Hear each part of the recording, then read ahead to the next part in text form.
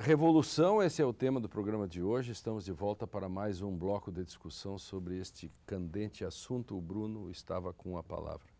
Pois bem, a gente estava pensando até um pouco sobre a questão do Brasil, né? Isso, e sobre o realmente Brasil. é muito importante essa parte de questão, porque é muito mais que meramente uma questão semântica entre golpe e revolução, e isso acho que está no cerne do nosso debate atual, né? E eu tenho tentado pensar um bocado sobre isso, acho que como todo brasileiro, né, que está preocupado com o momento que o país vive. Me parece muito que eu tenho tentado um pouco fugir dessa dicotomia entre golpe e revolução e pensar muito mais na questão de que o Brasil ele é refém de um sistema presidencialista parlamentar, ou de um parlamentarismo presidencialista, ou de um presidencialismo parlamentar. E aí eu acho que as fraquezas desse próprio sistema acabam se revelando um pouco disso. E eu também me preocupo um pouco de que é interessante o debate público sobre a semântica do que é ou do que não, mas uma vez que a gente instaurou um processo de mudança, não é de alguma forma ou de outra, a gente tem que ser capaz de tentar chegar a um momento de alguma mínima conciliação. Porque a questão nossa hoje é muito complicada e o momento econômico global nos próximos 10, 15 anos não vai ser nada fácil. Então nós vamos ter que atingir um nível onde a gente vai ter que ter uma retomada e eu acho que o mais importante talvez que o debate semântico é o debate que para onde vamos a partir disso. Já que isso aconteceu, o que pode vir disso, esse processo de mudança? Fica à vontade. A gente não cai no velho dilema do brasileiro, ser do brasileiro cordato, que a gente nunca fez uma revolução e por conta disso a gente acabou chegando onde chegamos. Ou seja, a gente nunca rompeu com nada, né, e acabamos sempre da mesma forma aqui, né? Ou seja, o golpe de 64 virou revolução, aí a anistia e o processo de transição democrática virou um grande acordo entre o antigo regime e o novo regime, e a gente chegamos hoje num novo golpe por dentro do sistema, e a gente não conseguiu fazer avançar nada, mesmo tendo, no nosso caso, tendo uma Constituição que a gente acreditava ser dirigente, né, compromissória, transformadora, que indicava um caminho a seguir, que foi sendo minada por dentro do sistema por conta de nós. Nem a Constituição fez, vamos dizer assim, uma revoluçãozinha, que a gente poderia dizer, por exemplo, no campo da institucionalidade. Nós entregamos uma Constituição de 88 ao antigo regime, ou seja, ao Supremo Tribunal Federal do antigo regime. Nós fracassamos.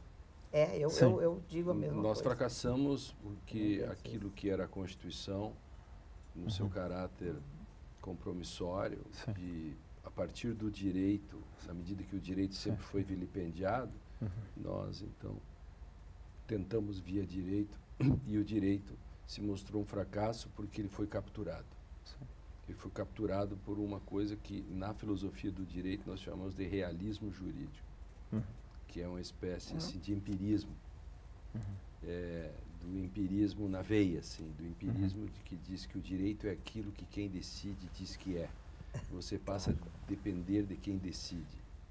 Logo, que resta do direito? Claro, era isso que... Claro, e nós acabamos... Isso é conciliação. Talvez acho que a coisa seja simbólico, né? A coisa para mim é simbólico essa coisa do STF, do antigo regime, ter sido o responsável inaugural pela nova Constituição. Ou seja, nós não rompemos com o antigo regime.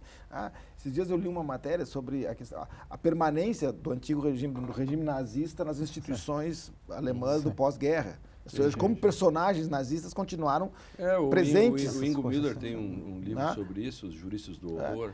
Não só em todos os setores, no parlamento, ou na administração pública, etc. Ou seja, e de certo modo, guardadas as proporções, nós tivemos juristas do antigo regime presentes no novo regime e dando conta da nova Constituição.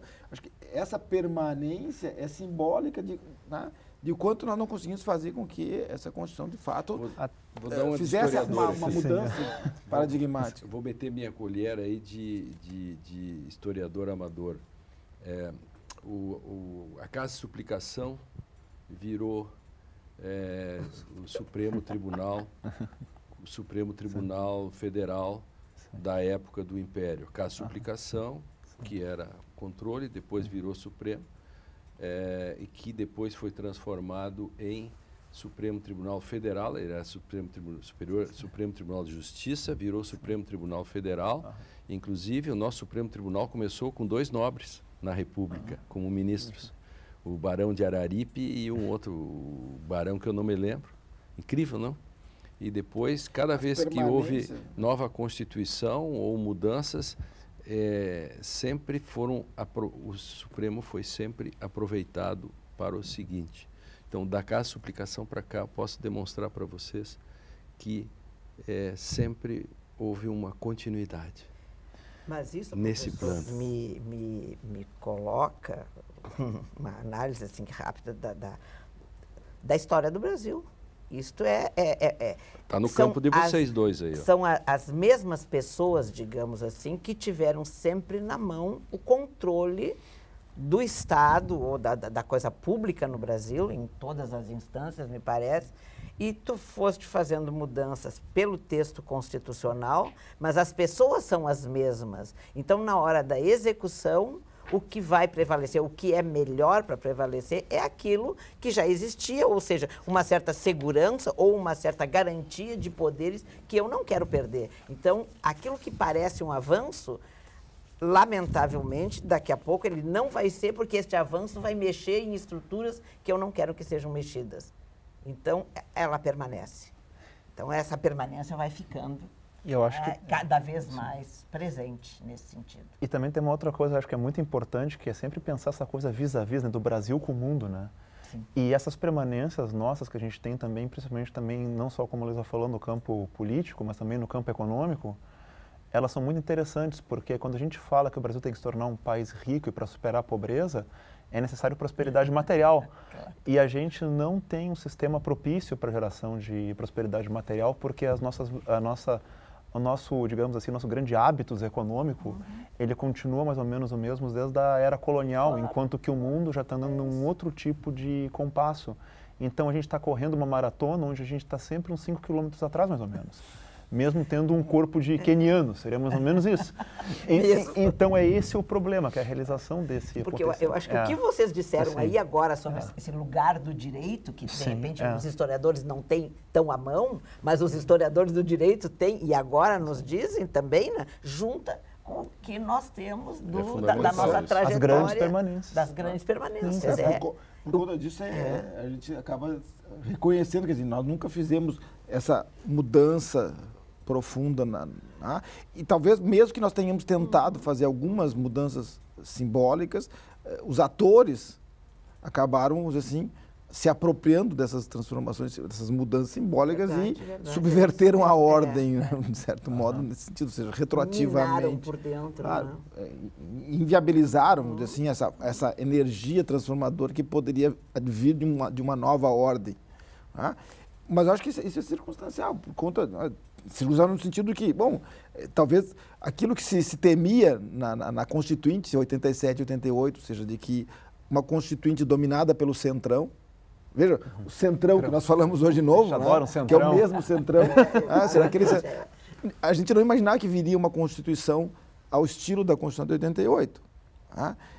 E, portanto, de certo modo, foi se deixando um pouco esse projeto constituinte de ser dominado por um Centrão que não conseguiu controlar, porque acabou dando o resultado da Constituição, mas que controlou por meio, mantendo a estrutura, ou seja, mantendo a ordem, vamos dizer assim, se levantou histórica. Se levantou um outro grupo que dominou, que é o do Orwell aí. Eu acho que, na realidade, ele não teve, ou seja, os bichos não dominaram, ou seja, os bichos, ou seja, os de baixo não conseguiram dominar. Claro.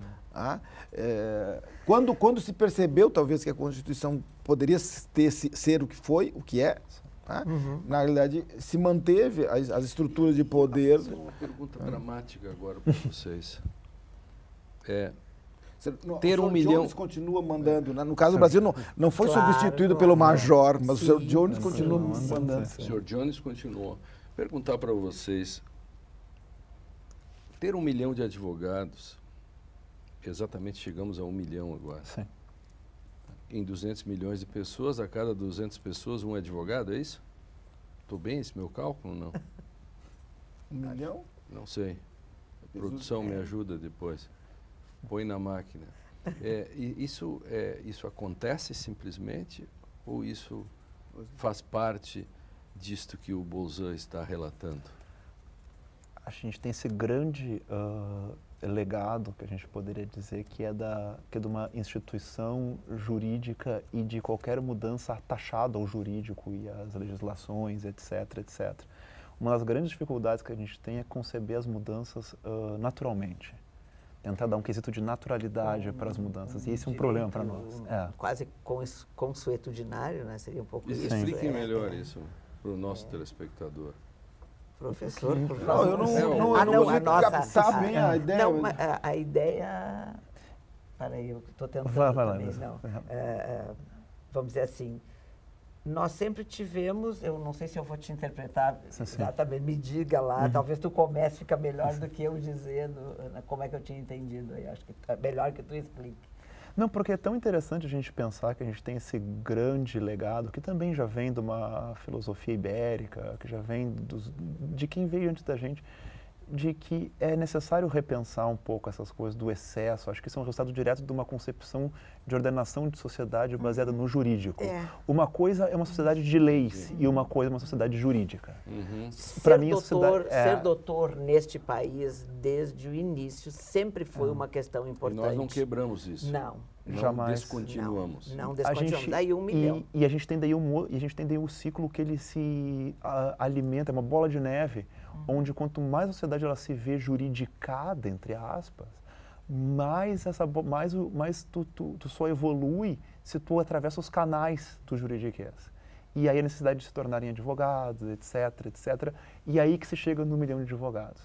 Onde o efeito final é, a gente só percebe mudanças dentro de questões essencialmente jurídicas e não mudanças, digamos assim, naturais que vão depois encontrar um reflexo no jurídico. Que é como acontece em outras sociedades, acho que me parece um pouco. Exército de reserva também, hein? Eu acho que... Um exército de reserva. E talvez o déficit seja um déficit operacional da própria formação jurídica, ou seja, que a formação jurídica serviu historicamente para criar a casta burocrática do Estado, nas origens dos cursos de direito do Brasil. E por conta disso, esse setor, de um lado, foi pauperizado. Se você olhar 1 milhão de advogados, boa parte dele é pauperizada hoje. Né? Proletarizada. Né? E, por outro lado, eles são, vamos dizer assim, o resultado também de uma formação jurídica que não contribui em nada para que o direito possa ser um instrumento efetivo de contribuição para a transformação. Os estagiários, estudantes e bacharéis proletarizados do Brasil, univos, nada tendes a perder, senão vossos velhos alfarrábios, os seus manuais de pouca densidade epistêmica, nada tendes a perder, senão esses grilhões que os ataram a isso. Alguma coisa assim, eu gosto de brincar um pouco com isso. O Direito e Literatura faz um rápido intervalo, que também temos que brincar um pouco. E continuaremos depois sobre a discussão sobre revolução. Já voltamos.